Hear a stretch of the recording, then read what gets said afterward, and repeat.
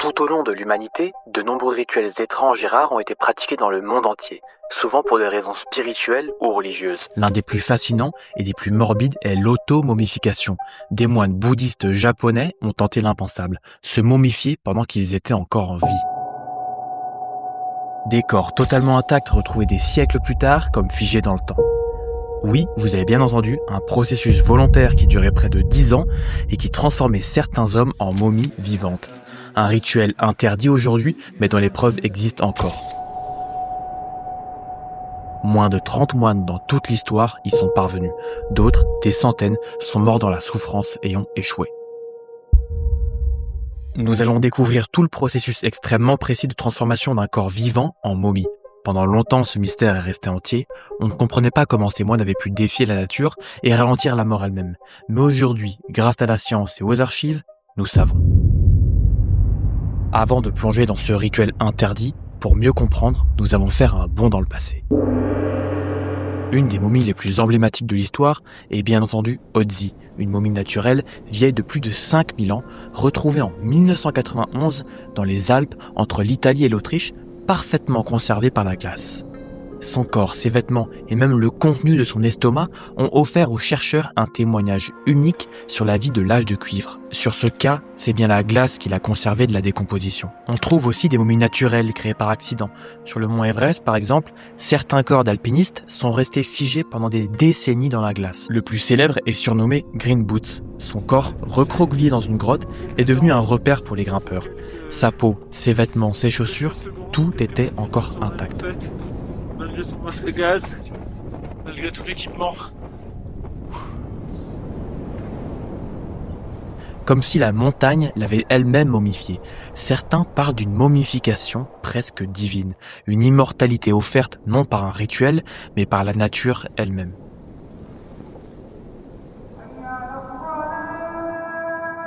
Puis, il y a les plus connus, les égyptiennes évidemment, qui étaient complètement artificielles, dont le but était de garder le corps le plus intact afin de l'offrir pour l'éternité. En Égypte ancienne, la momification durait environ 70 jours.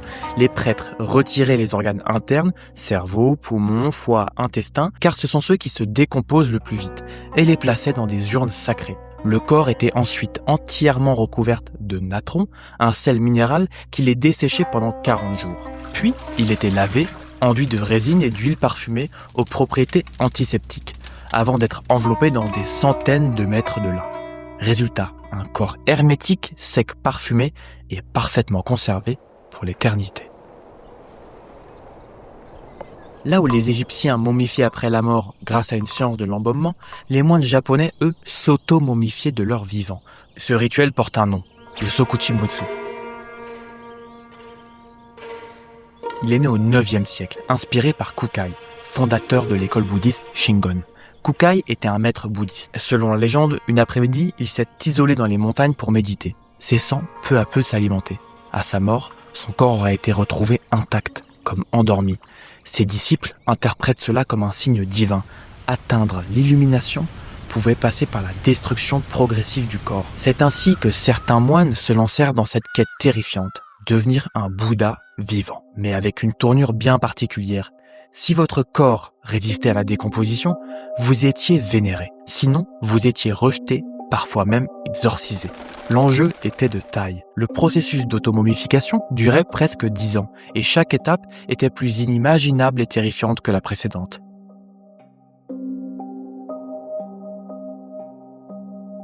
Tragiquement, beaucoup de moines mouraient déjà à cette étape. Le moine pouvait rester enfermé dans ce régime de privation pendant près de 3 ans, et parfois plus de 8 ans. Un véritable calvaire étalé sur presque une décennie. Le moine commençait d'abord par consommer que des aiguilles de pin, des graines, des noix, des racines et des écorces. Scientifiquement, ce régime atroce détruisait le corps étape par étape. Les aiguilles de pin irritaient les reins, les écorces n'apportaient aucune énergie, les racines provoquaient des diarrhées chroniques. Résultat, fonte musculaire, peau parcheminée, organes rétrécis. Le moine se transformait peu à peu en squelette vivant. L'idée était de priver le corps de toute graisse, puisque la graisse se décompose rapidement et attire les insectes après la mort. En éliminant la graisse, le corps devenait beaucoup plus susceptible de se préserver. Les moines les plus désespérés, torturés par la faim, ingéraient de petites pierres, non pas pour se nourrir, les pierres évidemment ne se digèrent pas, mais pour remplir leur estomac et tromper momentanément la sensation de faim. En parallèle de ce régime infernal, les moines suivaient une routine d'exercice physique intense. Imaginez, faire de l'exercice vigoureux tout en étant constamment affamé. Le corps se consumait lui-même pour trouver l'énergie.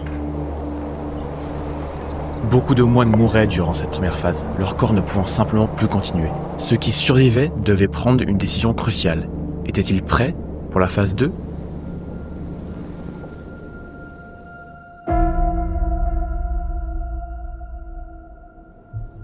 La deuxième phase, dénommée le Nyūjō, ne durait que, entre guillemets, 100 jours. Mais elle était exponentiellement plus brutale que la première.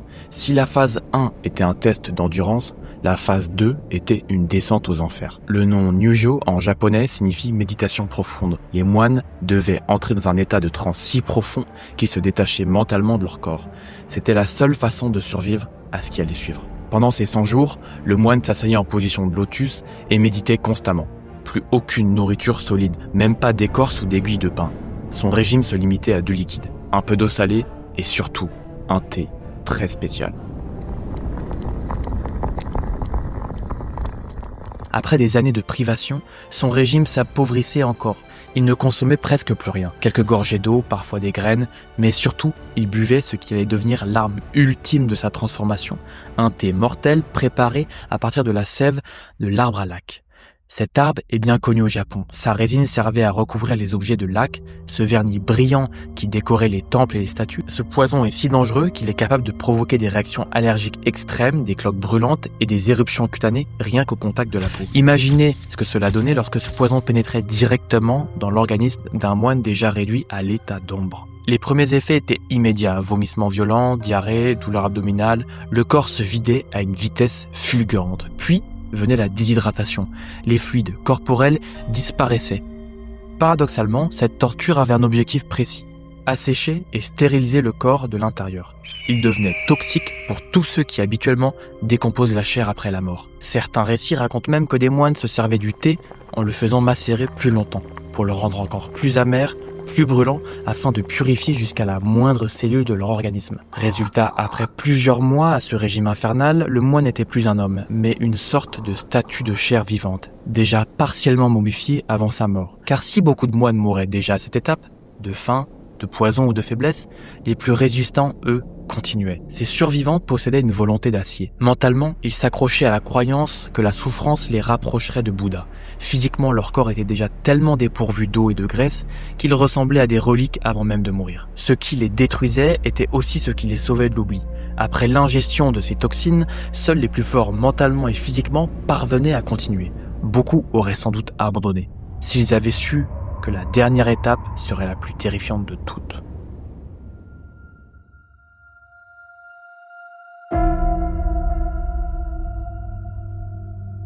Le moine s'installait dans une petite chambre en pierre ou un cercueil en bois, assis en position de lotus. Une petite paille de bambou était installée pour permettre à l'air de rentrer. La boîte était ensuite descendue dans un trou de 3 mètres de profondeur. On remplissait le trou avec du charbon de bois, qui absorbait l'humidité et les odeurs. Seule la tige de bambou dépassait du sol. Et ils recevaient une cloche. Chaque jour, ils sonnaient la cloche pour signaler qu'ils étaient encore en vie. Quand le son cessait, ses compagnons retiraient la paille de bambou, scellaient la chambre et le laissaient pendant 1000 jours supplémentaires. Après ces 1000 jours d'attente, le moment du jugement final arrivait. La chambre funéraire était ouverte et les disciples retenaient leur souffle. Si le corps était retrouvé intact, figé comme une statue de chair, sans odeur ni décomposition, alors le miracle était proclamé. Le moine devenait un Bouddha vivant, un être ayant transcendé la mort. Son corps était lavé, habillé de soie, placé dans un sanctuaire, et les fidèles venaient de toute la région pour se recueillir. Ces momies sacrées étaient traitées comme des reliques éternelles, gardiennes de la foi, et preuve que l'illumination pouvait se conquérir jusque dans la chair. Mais si le corps avait pourri, s'il n'était plus qu'un cadavre rongé par les vers, alors tout changeait. le rituel devenait un échec. Le moine n'était plus considéré comme saint, mais comme souillé. On l'enterrait de nouveau, souvent avec des prières d'exorcisme, comme si son esprit avait attiré des mauvais esprits au lieu de l'illumination. Cette frontière mince entre gloire éternelle et l'oubli total montrait la brutalité de ce rituel. Un seul détail du corps, une odeur, une tache de putréfaction, une chair ramollie, suffisait à décider du destin du moine, vénéré ou rejeté. Aujourd'hui, le Sokuchimbutsu est interdit, jugé barbare, suicidaire, presque incompréhensible à nos yeux modernes, mais en réalité, ces moines savaient ce qu'ils faisaient. Leur méthode, aussi atroce soit-elle, obéissait à une logique précise. Assécher, empoisonner, priver de graisse, isoler, pour transformer un corps fragile en une relique capable de défier les siècles. Le Sokuchimbutsu a été officiellement interdit par le gouvernement japonais à la fin du 19e siècle, jugé comme un suicide déguisé en pratique religieuse. Mais nous savons que certains moines ont continué en secret au XXe siècle. En théorie, aujourd'hui encore, dans les montagnes reculées du Japon, un moine pourrait être assis dans l'obscurité, sonnant sa cloche quotidienne. Et le plus troublant, c'est que la science moderne a confirmé. Les corps maigres, secs et imprégnés de toxines se conservent beaucoup mieux que les autres. Sans le savoir, ces moines avaient découvert, 1000 ans avant nous, une sorte de formule de l'éternité. Mais ce qui fascinait, c'est que l'obsession de défier la mort n'a pas disparu avec eux. Pour ces moines, c'était une question de foi, devenir un Bouddha vivant. Aujourd'hui, pour certains, c'est une question de science et d'argent. On congèle les corps dans l'azote liquide en espérant qu'un jour la technologie les ramènera à la vie. Que ce soit une grotte japonaise, 9e siècle, ou un laboratoire de cryogénisation en 2025, l'obsession reste la même. Refuser la fin, repousser la mort et s'accrocher à l'éternité. Aujourd'hui, des millionnaires payent des fortunes, jusqu'à 200 000 $, pour être cryogénisés. C'est exactement le même pari que faisaient les moines Sokuchimbutsu. Eux utilisaient du thé empoisonné et du charbon, nous utilisons de l'azote liquide et des nanotechnologies. Mais le rêve reste le même, tromper la mort, atteindre l'immortalité. Et voilà, c'est la fin de cette toute première vidéo YouTube que j'ai fait sur ma chaîne. Donc je suis très content de vous l'avoir partagé. Je pense en faire d'autres. Ça, c'est à vous de me dire en commentaire quel thème vous souhaitez, etc. En tout cas, moi, j'ai pris beaucoup de plaisir à vous narrer toute cette histoire qui est vraiment extraordinaire, je trouve. Et c'est au final très proche du monde dans lequel on vit. Donc merci encore d'avoir suivi cette vidéo, n'hésitez pas à vous abonner et lâcher un commentaire, là pour le coup c'est vraiment très important pour cette première.